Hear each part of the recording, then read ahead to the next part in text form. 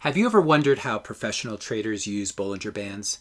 If so, you're going to love this video. I'm Matthew Cratter from Trader University, where I teach people just like you how to trade stocks. And before I get started, make sure you hit that subscribe button if you like videos about trading strategies, Bollinger Bands, technical indicators, etc. So let's jump right in. I have a chart here of Starbucks, ticker SBUX, and this is a daily candlestick chart, and I've attached some Bollinger Bands to them. I am using an 80-day period. And so what that really means, and then I'm using two standard deviations.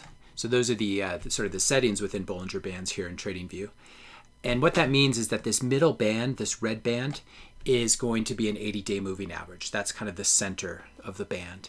And then these outer bands are each going to be calculated two standard deviations out from that moving average.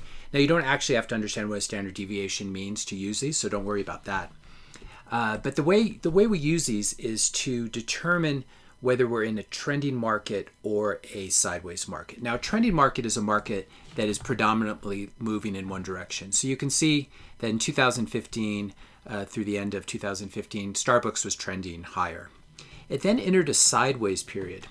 And a sideways period basically means that the stock is trading within a range. Now, you can calculate this range as a price range, call it between, 64 and 48 or 52. The nice thing about the Bollinger Bands is they kind of give you that range, and it's a volatility range that the stock is trapped in. So you can see whenever the stock got down to this lower band, it would snap back and be drawn back to either the middle band, the moving average, or sometimes even back to the top band.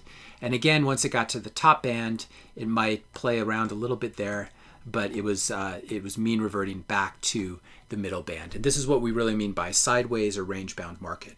So it's very important when the way most people use Bollinger Bands is they use them, they buy, let's scroll in here a little bit.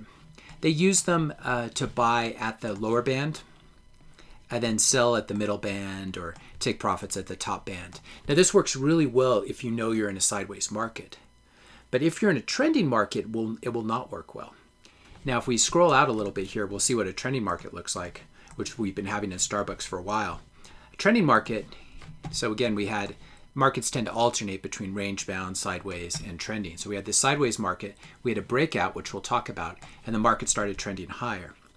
So in this case, if you shorted at the top band here, you got in trouble. There was not mean reversion to the middle band or to the lower band. Instead, you got the beginning of this trend. Now, the way this trend started is very interesting. It starts as many trends do after an earnings report, a very bullish earnings report. So if we scroll back in, well, what I should say before we do that is I like to look for stocks that have been range bound like this. They've been trading within a volatility range. And what this means, the longer this goes on, the more sort of pent up energy gets built up. And what that means is when it finally breaks out of that range, you can get really big, nice trending moves that are easy to trade.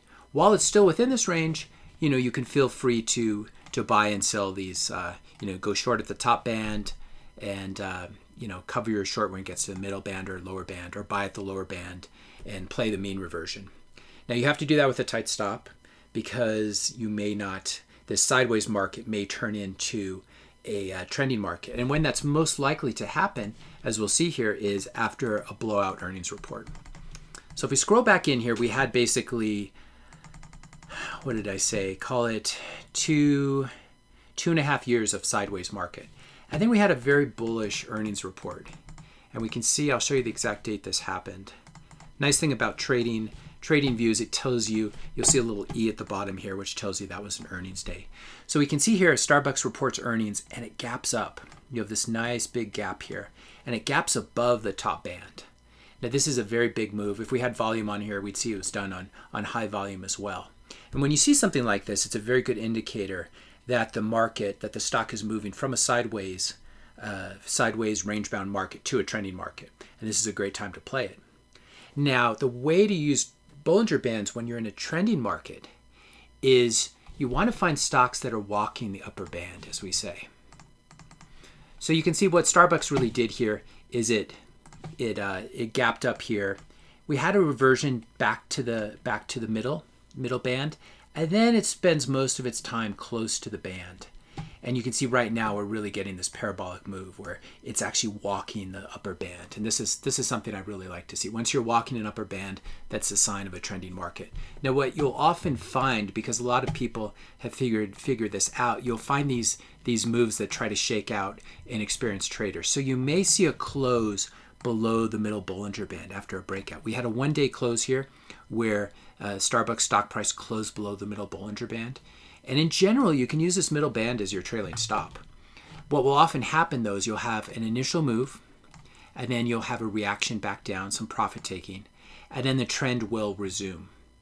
And often stocks will try to shake people out. Sometimes the market algorithms or big institutions will push a stock, try to push it towards the moving average, try to shake people out. And once people are shaken out, you can see it began to move up very, very nicely. So this is the two ways to trade that professional traders do. You can buy at the lower band and sell at the middle band or at the upper band, and then you can short at the upper band and cover at the middle band. Or if you're in a trending environment, what you want to do is you want to buy at the upper band, especially on a high volume breakout as we had here. And then you want to use the moving average, the middle band, as your trailing stop. Now you can allow the stock to trade below that middle band maybe for one, maybe even 2 days. If we'd had two closes right here below the middle band, I probably would have gotten out. Now you can always re-enter if you start to see strength. For example, we have these three, I think it's called the three soldiers here, three really nice green moves, and that was a prelude to walking the upper band. So you can always re-enter, you can get stopped out and then re-enter and continue to use that middle band as a trailing stop. So these are the two ways that a lot of professional traders that I know like to use Bollinger Bands. You can use them for range-bound markets, but you can also use them for trending markets. Now, if you're going to use them in trending markets, it's also nice to see that the stock's movement is backed up by some fundamental factors. So here's that initial earnings report we were talking about, November 1st, 2018. We can see that the Q4 comp store sales was up quite a bit, up 3% globally. And so there's good, I like to see a stock where the earnings are good and the sales growth is good, and you're getting these good comp sales. And if we look here again, Jan 24, 2019, again, Q1 comp store sales up 4%. And so you want to see, it really helps if you have sort of this fundamental tailwind helping you to walk up the band. If you enjoyed this lecture, you're going to want to check out my courses at Trader University, where I talk about lots of different strategies like this. I especially recommend Learn to Trade Stocks Like a Pro, Price Action Trading, and then one of my students' favorite recent ones is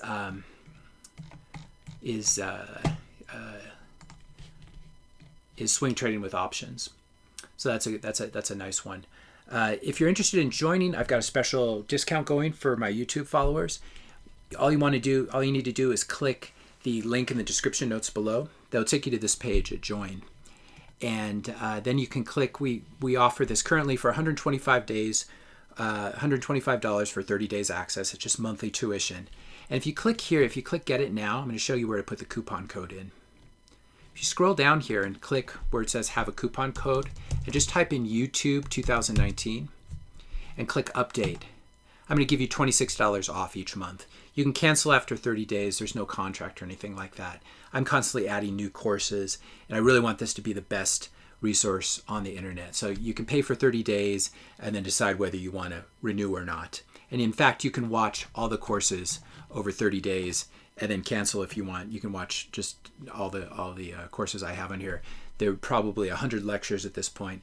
Lots of very in-depth stuff like we talked about in this video, and how to use these technical indicators in a way that a lot of people don't know how to use.